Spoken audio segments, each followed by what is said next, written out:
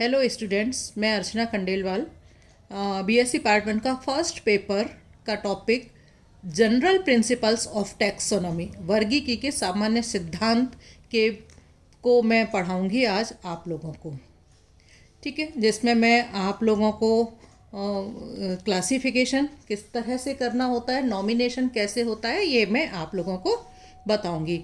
प्रकृति में जंतुओं की कुल संख्या का अनुमान लगाना तो संभव नहीं है, फिर भी ऐसा माना जाता है, साइंटिस्ट ऐसा मानते हैं कि लगभग 15 लाख स्पीशीज़ जो हैं पृथ्वी के ऊपर पाई जाती हैं। इसके अलावा फॉसिल्स भी हैं जो कि चट्टानों से प्राप्त होते हैं या ज़मीन समुद्र से प्राप्त होते हैं, उनके बारे में भी पता लगाया जा चुका है। उन एनिमल्स का भी पता लगाया जा सकता है जो पहले कभी पृथ्वी के ऊपर थी लेकिन अब एक्सटिंक्ट हो गई हैं। तो जंतु की प्रत्येक किस्म को एक जंतु जाति या एनिमल स्पीशीज कहते हैं। मीन्स हर एक जंतु की एक किस्म जो है उसको हम क्या कहते हैं, एनिमल स्पीशीज जो है हम कहते हैं। तो आप लोग देख रहे हैं कि 15 लाख स्पीशीज जो है ज़मीन के ऊपर पाए जाते हैं। इसका मतलब जंतुओं की जो विविधता है, जो डाइवर्सिटी है, जो संख्या है, वो बहुत ज़्यादा है। फिर भी जंतु जगत या एनिमल किंगडम की स्टडी जब हम करते हैं तो वो हमें बहुत क्रमबद्ध लगती है, प्रॉपर वे में लगती है। तो अध्ययन की दृष्टि से मीन्स अध्ययन करने के लिए जो विभिन्न जंतुओं को उनकी समानताओं और असमानताओं के आधार पर मीन्स सिमिलरिटीज़ और डिसिमिलरिटीज़ के आधार पर उन तुलनात्मक विभाजन करके उनको छोटे छोटे ग्रुप्स या टैक्साज में विभाजित किया गया है। और प्रत्येक ग्रुप में संकलित किए गए जो प्राणियों की विशेषताओं के आधार पर उस ग्रुप को एक निश्चित नाम दिया गया है। तो जंतुओं की इस विभाजन की प्रणाली को हम क्या कहते हैं, क्लासिफिकेशन। मीन्स जंतुओं की सिमिलरिटीज़ और डिसिमिलरिटीज़ के आधार पर रिलेटिवली उनका डिवीज़न करके जंतुओं को उनके छोटे छोटे ग्रुप्स में बांटा गया है। तो इस तरह से जंतुओं की विशेषताओं के आधार पर एक उनको निश्चित नाम दिया गया है और इसी को ही हम क्या कहते हैं, क्लासिफिकेशन कहते हैं। संरचनात्मक या होमोलॉजी जो है मेनली वर्गीकरण का आधार है। आधार क्या है वर्गीकरण का? उनकी संरचनात्मक जो समानताएं हैं और जो उनकी होमोलॉजी है वो उनके वर्गीकरण का आधार बनती है। तो जंतु विज्ञान की वह शाखा जिसमें जंतुओं का वर्गीकरण एवं इसके सिद्धांतों का अध्ययन करते हैं उसको हम टैक्सोनॉमी कहते हैं या सिस्टमेटिक्स भी उसको हम कहते हैं। टैक्सोनॉमी जो वर्ड है वो 2 शब्दों से मिलकर के बना हुआ है, जो कि टैक्सिस मीन्स अरेंजमेंट मीन्स व्यवस्था और नोमोस मीन्स लॉ मीन्स नियमों के अनुसार जो व्यवस्था है उसको हम क्या कहते हैं, टैक्सोनॉमी उसको हम कहते हैं। ये यूनानी लैंग्वेज से लिया गया वर्ड है टैक्सोनॉमी। तो इस शाखा के अंतर्गत विभिन्न जंतुओं को उनकी समानताओं और विभिन्नताओं के आधार पर वर्गीकृत किया गया है। नाउ क्या लाभ है, क्या इम्पोर्टेंस है क्लासिफिकेशन करने की? सबसे पहला जो क्लासिफिकेशन का फ़ायदा है कि जंतु का अध्ययन कर लेने से उनके समूह के बाकी जो मेंबर हैं उनके भी सामान्य गुणों का पता लग जाता है। यदि हम उनकी स्टडी कर लेते हैं, अध्ययन कर लेते हैं वर्गों का, तो उन्हें उनकी कॉम्प्लेक्सिटी के आधार पर, उनकी जटिलता के आधार पर विकास के क्रम में रखना सरल हो जाता है। तीसरा जो फ़ायदा होता है, विभिन्न वर्गों के जब हम स्टडी करते हैं तो हमें ये पता चलता है कि कुछ जंतुओं में 2 वर्गों के जो लक्षण हैं वो एक जैसे दो वर्गों के लक्षण पाए जाते हैं। तो इस तरह के जंतुओं को क्या कहा जाता है, कनेक्टिंग लिंक कहा जाता है। आपने आर्कियोप्टेरिक्स का भी नाम सुना होगा, डायनोसोर्स का भी नाम सुना होगा। ये सब क्या है, कनेक्टिंग लिंक एनिमल्स हैं। डकविल प्लेटिपस में जैसे कि रेप्टाइल और मैमल्स दोनों के लक्षण पाए जाते हैं। आर्कियोप्टेरिक्स में रेप्टाइल्स और बर्ड्स के लक्षण पाए जाते हैं। तो ये इस तरह से कनेक्टिंग लिंक का भी हमें पता चलता है।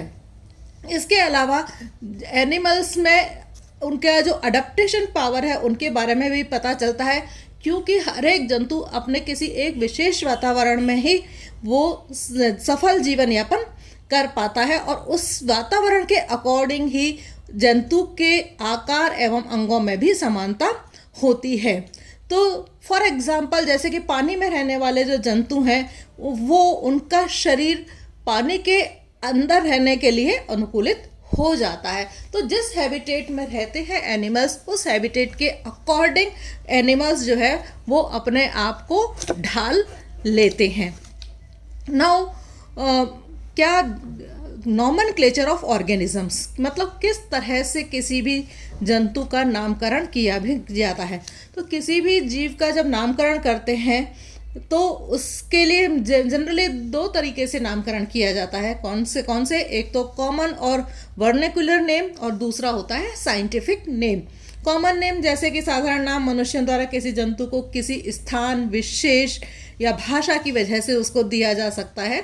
जैसे कि फॉर एग्जांपल गौरैया जो होती है उसको भारत और पाकिस्तान में गौरैया कहा जाता है बर्ड जो है, और उसी को इंग्लैंड में हाउस स्पैरो कहते हैं, स्पेन में पॉर्डल कहते हैं, जापान में सुजेनो कहते हैं, हॉलैंड में मुश कहते हैं। तो मीन्स एनिमल बर्ड जो है वो एक ही है, लेकिन अलग अलग जगहों पर उसके अलग अलग नाम हैं जो कि कॉमन नेम जो है वो कहलाते हैं। कभी कभी क्या होता है अपने को अर्थवर्म और एस्केरिस जब दोनों एक जैसे से दिखते हैं तो सामान्य लोग नाम इसको जनरली केंचुआ कह देते हैं। तो सामान्य नाम जो है वो मनुष्यों के द्वारा बहुत टाइम से दिए जाते रहते हैं और ये इनको अपने खुद को मनुष्य खुद को समझने के लिए ही इनको काम में लेता है।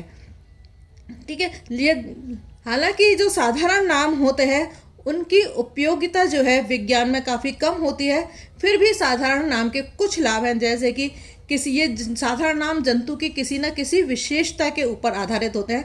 दूसरा नाम स्थानीय जो लोकल जो ह्यूमन बीइंग्स होते हैं जो उनके द्वारा ये दिया गया होता है, तो सभी लोग उस नाम से बचपन से ही वहाँ पर परिचित होते हैं। इन नामों को बोलना और याद रखना आसान होता है, लेकिन कुछ परेशानियाँ भी होती हैं साधारण नेम के साथ में। परेशानियाँ क्या होती हैं, जैसे कि हर सब जंतु सब जगह पर नहीं पाए जा सकते। कहीं कोई जंतु किसी पर्टिकुलर प्लेस के ऊपर ही पाया जाता है। कभी कभी साधारण नाम की कोई उपयोगिता नहीं होती है, जबकि इसको यूज़ करने में काफ़ी भ्रांतियाँ जो है वो पैदा हो जाती है। ठीक है, फॉर एग्जाम्पल जैसे कि हम कहते हैं कि silver fish, jelly fish, star fish, cuttle fish, ये सभी ऐसा लगता है जैसे कि फिश वाले ग्रुप के हों, लेकिन इनका फिश से कोई संबंध नहीं होता है। तो इस तरह के नामों से भ्रांतियां भी जो हैं फैल जाती हैं। साधारण नाम का यूज़ केवल एक छोटे स्थान तक ही रेस्ट्रिक्टेड होता है, हर जगह पर उसको काम में नहीं लिया जा सकता है। तो इसी वजह से ही साइंटिफिक नेम की ज़रूरत पड़ती है। नाउ साइंटिफिक नेम आप सब बच्चों को पता है कि जो साइंटिफिक नेम दिया गया है सबसे पहले कैरोलस लिनियस ने नामकरण किया था। आप लोगों को ये भी पता होगा कि कैरोलस लिनियस का खुद का नाम भी पहले कॉर्न वॉन लिने था, परंतु इन्होंने अपने नामकरण की पद्धति को अपना करके अपना नाम कैरोलस लिनियस रख लिया था। ठीक है, नाउ मेनली 3 तरह के वैज्ञानिक नामकरण की पद्धतियां हैं। कौन कौन सी 3 पद्धतियां हैं?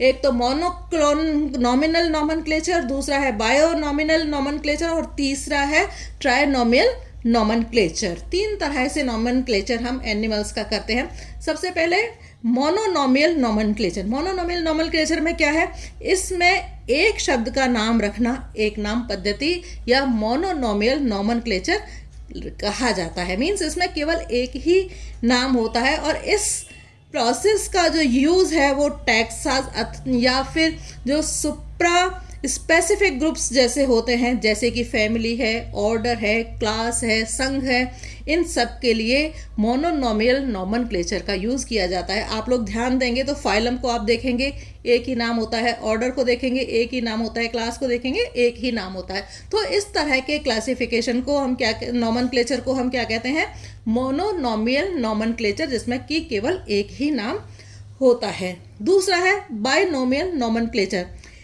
किसी भी वैज्ञानिक नाम लिखने हेतु लिनियस के द्वारा दी गई जो द्विनाम पद्धति है या जो बाइनोमियल पद्धति है वो अपनाई जाती है। लिनियस ने अपनी बुक सिस्टेमा नेचुरी में वैज्ञानिकों का नामकरण इस तरह से किया है। तो इस तरह से लिनियस ने बताया कि प्रत्येक जीव को एक दोहरा नाम उन्होंने दिया और इस नाम का पहला भाग जो है वो उसके वंश को और दूसरा भाग जो है उसके जीनस को बताता है। ये जिसमें वंश में जो है सभी मिलती जुलती जातियों को रखा जाता है, जबकि दूसरा भाग जो है जीनस जो है वो उस विशिष्ट प्राणी का होता है और स्पीशीज जो है वो पर्टिकुलरली किसी खास विशिष्ट प्राणी की होती है। तो वंश में तो क्या होता है, सभी एक जैसे मिलते जुलते सारे एनिमल्स हो जाते हैं, लेकिन स्पीशीज कोई पर्टिकुलर हो जाती है। फॉर एग्जाम्पल मक्खी का वैज्ञानिक नाम क्या है, मस्का डोमेस्टिका, जिसमें मस्का क्या हो गया, इसका वंश हो गया, और डोमेस्टिका क्या है, इसका जीनस कहलाता है। इसी तरह से और भी बहुत सारे वैज्ञानिक नाम हैं, जैसे कि पेरिप्लेनेटा अमेरिकाना है, एपिस इंडिका है, पैंथेरा लियो है।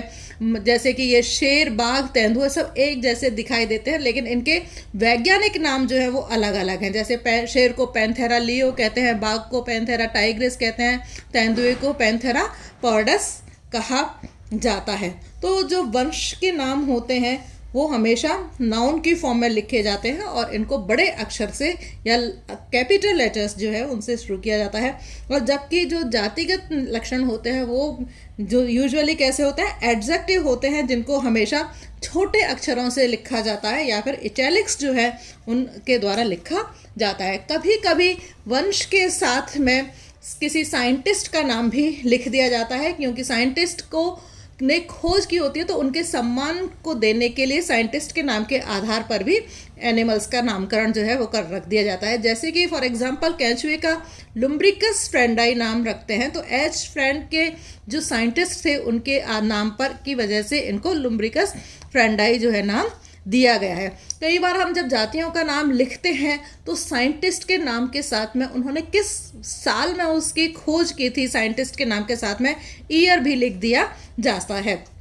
फॉर एग्जांपल होमोसेपियन लिनियस तो 1758, तो होमोसेपियंस तो वंश और जाति हो गई, ये साइंटिस्ट का नाम है लिनियस और उन्होंने 1758 में ये नाम दिया था। इसी तरह से रोहू मछली का नाम लेबियो रोहता हेम लिखा जाता है साथ में साइंटिस्ट को सम्मान देने के लिए। तीसरी जो पद्धति है ट्राइनोमियल नोमेनक्लेचर। ट्राइनोमियल नोमेनक्लेचर में जब एनिमल्स के वंश और जाति तो लिखी जाती है, लेकिन जब एनिमल्स के वंश और जाति के साथ में उसकी उपजाति भी लिखी जाती हो तब हम उसका ट्राइनोमियल नोमेनक्लेचर कहते हैं। ट्राइनोमियल नोमेनक्लेचर की ज़रूरत वहाँ पड़ती है जहाँ पर किसी कारण से एक ही जो जाति है वो किसी तरह के आइसोलेशन की वजह से दो जातियों में विभक्त हो गई हो, तब हमें ट्राइनोमियल नोमेनक्लेचर की ज़रूरत पड़ती है। For example Columba livia intermedia और Columba livia neglecta. Columba livia intermedia जो है हिमालय में रहने वाले कबूतर हैं और कोलम्बा लिविया नेग्लेक्टा जो है वो मैदान में रहने वाले जो कबूतर होते हैं उनको नाम दिया गया है। तो यहाँ पर कोलम्बा लिविया के साथ में इंटरमीडिया जो लगा हुआ है, ये इंटरमीडिया क्या हो जाती है, उसकी सब स्पीशीज होती है और यही इसको ट्राइनोमियल नोमेनक्लेचर इसका बताती है। इसी तरह से पेडिकुलस ह्यूमैनिस कैपेटिस, पेडिकुलस ह्यूमैनिस कैपेटिस जू का जूलॉजिकल नेम है और पेडिकुलस ह्यूमैनिस कार्पोरिस ये जू के नाम है, जिसमें कैपिटिस और कार्पोरिस जो है इनकी उपजाति को ये बताता है। तो जंतुओं के नामकरण के लिए एक नियमावली जो है वो तैयार की गई थी, जिससे कि 5th इंटरनेशनल जंतु विज्ञान कांग्रेस में अपनाया गया था। यह नियमावली जो है international code of zoological nomenclature कहलाती है और इसका निर्माण हुआ समय समय पर इसमें संशोधन जो है वो किए जा सकते हैं। और जो संशोधन है वो किसके द्वारा किए जाते हैं, international commission of zoological nomenclature के द्वारा इसके अंदर संशोधन जो है ठीक जो किए जाते हैं उसको किए जाते हैं। तो नॉमनक्लेचर करने के कुछ नियम हैं, जैसे कि नामकरण के लिए जीवित या विलुप्त जातियों पर ही लागू होता है।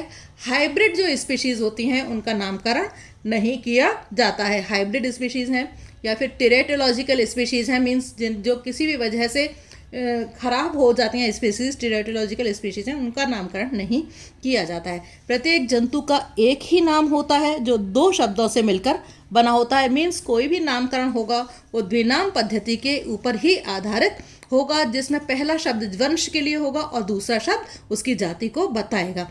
लैंग्वेज जो है नॉमनक्लेचर करने के लिए लैटिन या लैटिन स्वरूप भाषा में ही इसका होना आवश्यक होता है। एंड नियमों के अकॉर्डिंग जंतु जगत के अंतर्गत 2 वंश एक नाम के नहीं हो सकते और एक ही वंश के अंतर्गत 2 जातियों को नहीं रखा जा सकता।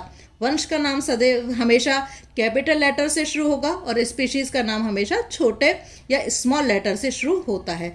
यदि उस लेखक का नाम लिखते हैं तो उस लेखक का नाम भी लिखा जाता है नॉमनक्लेचर में जिसने किसी नई जाति का वर्णन सबसे पहले किया गया हो, तो उस लेखक का नाम भी उसके साथ में लिखा जाता है। यदि किसी जाति का नाम बाद में किसी वजह से बदल दिया जाता है तो जो पुराने लेखक हैं उनका नाम तो रहता ही है, साथ में नए लेखक का नाम भी ब्रैकेट के अंदर लिख दिया जाता है। जो फैमिली होती है उसके फैमिली के किसी एक वंश में ईडी प्रत्यय जोड़ करके और कुल में इनी प्रत्यय जोड़ करके उनको उपकुल या सब फैमिलीज का नाम दिया जाता है। तो वैज्ञानिक के नाम के साथ में इटैलिक लैंग्वेज में इसको टेढ़ा करके लिखा जाता है। खोजकर्ता वैज्ञानिक का नाम भी रोमन भाषा में ही लिखा जाता है। नाउ यूज़ क्या है, वैज्ञानिक नाम की उपयोगिता क्या है?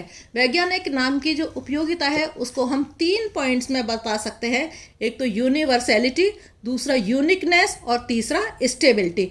मीन्स यूनिवर्सैलिटी मीन्स का क्या मतलब है कि हर एक जंतु का मात्र एक नाम होता है जो 2 या 3 शब्दों से मिलकर के बना होता है और यही नाम जो है वो सारे संसार में प्रचलित होता है। तो ये उसकी यूनिकनेस है। यूनिवर्सलिटी मीन्स सब जगह एक जैसा जानाता है, एक ही नाम है, मीन्स उसकी यूनिकनेस जो है हर जगह पर एक ही जैसा नाम होता है। वैज्ञानिक नाम का कोई भी परिवर्तन संभव नहीं होता है। क्यों? इसको हम क्या कहते हैं, स्टेबिलिटी लेते हैं कि वैज्ञानिक नाम का परिवर्तन संभव नहीं होता। यदि किसी वजह से नाम परिवर्तन हमें करना हो तो सबसे पहले हमें international commission of zoological nomenclature के द्वारा ही उस नाम को हम परिवर्तित करा सकते हैं और हम अपनी मर्जी से नाम कोई भी नहीं रख सकते हैं, क्योंकि ये जो जूलॉजिकल नेम होते हैं या जो साइंटिफिक नेम होते हैं वो पूरे विश्व के जो साइंटिस्ट हैं, जो लोग हैं, उनके द्वारा वही कॉमन नेम्स, वही जो साइंटिफिक नेम है वो काम में लिए जाते हैं। यदि कोई बदलाव करना होता है तो हम international commission of zoological nomenclature के द्वारा ही बदलाव कर सकते हैं। ठीक है, तो इस तरह से जो वैज्ञानिक नाम दिए गए हैं उनकी खास बात होती है कि उनके अंदर यूनिवर्सैलिटी होती है, यूनिकनेस होती है और उनके अंदर स्टेबिलिटी पाई जाती है। Thank you.